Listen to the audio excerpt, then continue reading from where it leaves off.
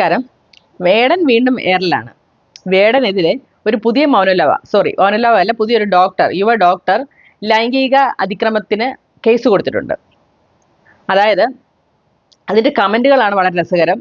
ഒരുപാട് കമന്റുകൾ രസകരമായി. ഇനി വേടന്റെ ജീവിതചരിത്രം പഠിക്കേണ്ടി വരുമോ, ഇത്രയും നാളെ എവിടെയായിരുന്നു എന്നൊക്കെയുള്ള ഒരുപാട് കമന്റുകൾ നമുക്ക് വായിക്കാൻ സാധിക്കും. അതിൽ നിന്ന് എനിക്ക് മനസ്സിലാക്കിയ ഒരു കമന്റ്, ഇഷ്ടപ്പെട്ട ഒരു കമന്റ്, ഇത്ര നാൾ എവിടെയായിരുന്നു, അതായത് പൃഥ്വിരാജ് തിലകനോട് ഇന്ത്യൻ സിനിമയ്ക്കകത്ത് ചോദിക്കുന്നത് ഇത്ര നാൾ എവിടെയായിരുന്നു എന്നൊരു ചോദ്യമാണ് മിക്കവരും ഉന്നയിച്ചിരുന്നത്.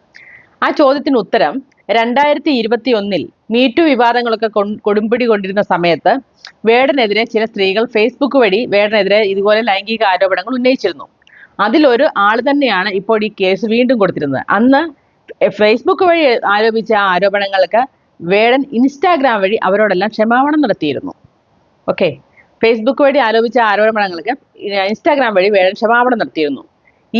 ഈ കേസിന് കഴമ്പുണ്ട് എന്ന് പോലീസിന് തോന്നിയാൽ ഉറപ്പായിട്ടും വേടൻ വീണ്ടും ജയിലിൽ പോകും.